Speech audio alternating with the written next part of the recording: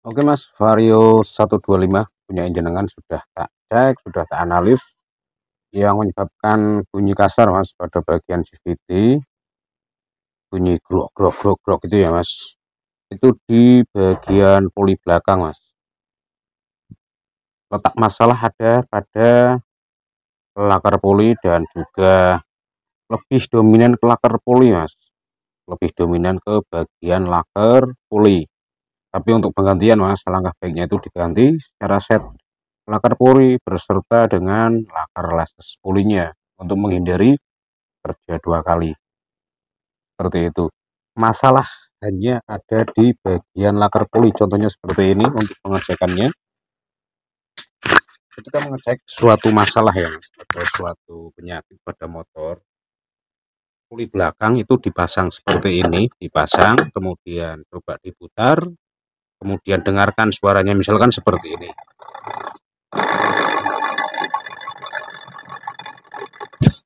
Kemudian setelah diputar baru dibalik lagi Mas, apakah suaranya masih utuh. Nah, kalau diputar seperti ini otomatis yang napak itu lakar puli bagian luar dan lesesnya tidak napak. Kemudian diputar seperti ini,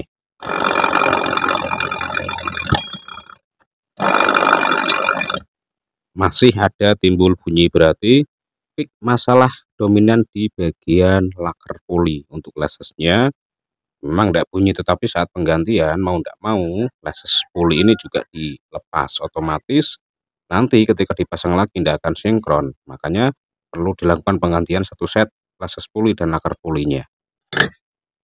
Ada bagian leses atau lakar puli dan leses pulinya, terus filter monggo Mas tunah.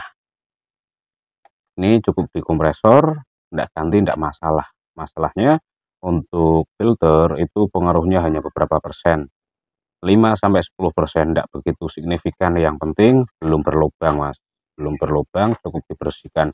Ganti lebih bagus lebih baik, tapi kalau dibersihkan kok sudah maksimal ya tidak usah ganti. Cuman seperti itu informasi mengenai kerusakan bagian CVT punya jenengan Vario 125. Wajib melakukan penggantian pada bagian lakar puli dan leses pulinya. Bagian leses puli dan lakar puli wajib melepas bagian puli cewek dan puli cowoknya dilepas jadi dua. Lepas dulu mur kampas ganda atau mur rumah kampas ganda, kemudian nanti di dalam itu ada pengunci atau sebagai lock ya, harus dilepas. Kemudian lepas dulu leses pulinya, baru diketok ke bawah, pakai tracker boleh, pakai kunci 12 dorong langsung keluar boleh. Alangkah baiknya pakai tracker untuk menghindari hal-hal yang tidak diinginkan. Contoh eklip bawaan pabrik. Pemasangan eklip bawaan pabrik atau dealer ya Mas, monggo dilihat atau diamati eklip bawaan pabrik atau bawaan dealer ya. Nah, yang bagian siku itu di bagian atas semua.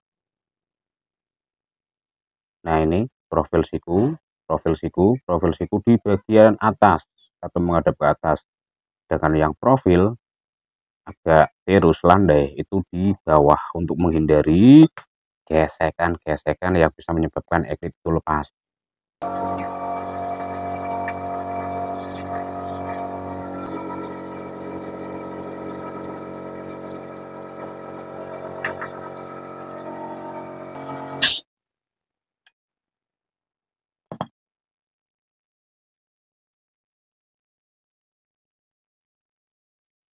Jelaskan cara melepas, kenapa harus dilepas semua, wajib Mas. Ketika jenengan akan mengganti lakar puli atau leses puli itu wajib melepas bagian puli ceweknya, itu wajib dilepas. Kemudian ini dibersihkan, sisa grease-nya nanti diganti yang baru. Kalau tidak dilepas tidak bisa, karena di bagian sini Mas ada pen, ada 3 buah pen, wajib dilepas. Kalau tidak dilepas, ketika mau melepas lakar otomatis tertahan oleh bagian pen ini, jadi wajib dilepas. Ketika nanti melakukan pelepasan, otomatis kris yang di dalam juga keluar, otomatis dilakukan penggantian kris yang baru dengan kualitas heat temperatur, seperti itu. Kemudian tambahan ketika hanya akan melakukan penggantian pada bagian bearing atau lakernya saja ya. Ketika akan penggantian pada bagian lakernya saja atau bearing sebelah kiri, itu untuk melepas bagian lases ini mas, lases puli itu wajib menggunakan tracker.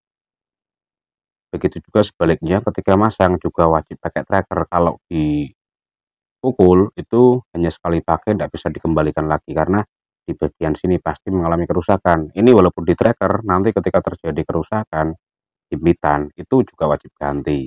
Intinya wajib di tracker untuk pelepasan lases puli maupun laker pulinya. Nah, jadi kurang lebih seperti ini.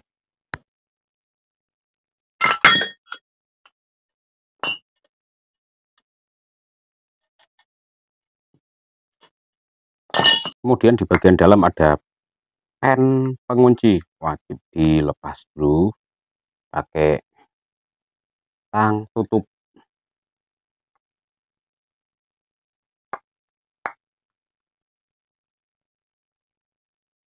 Digedok boleh, ini kan udah rusak, langsung digedok aja. Tapi kalau digedok dikasih alas yang bener-bener siku ya atau rata, tetapi lebih resiko kalau digedok biasanya bagian daun puli itu tidak center lagi mas. Ketika tidak center berpengaruh terhadap akselerasi sama top speed. Nah makanya alangkah baiknya itu dilakukan pakai tracker biar bagian daun puli itu tetap center.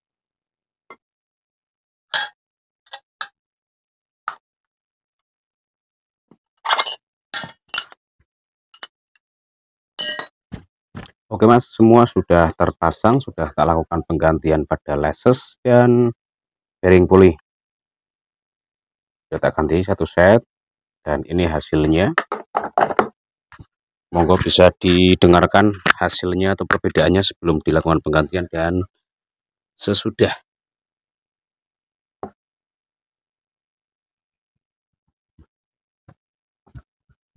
Hampir tidak ada bunyi goresan atau suara-suara yang abnormal ya, ini halus. Oke, jadi seperti itu untuk tahap proses penggantian lases puli dan bearing puli sebelah kiri. Oke, penggantian bearing lases puli sudah selesai. Ini tahap cek apakah masih ada suara yang abnormal atau sudah normal. Kalau tadi sebelumnya ketika langsam idle itu ada suara kasar di bagian CVT. Nah ini sudah halus seperti semula.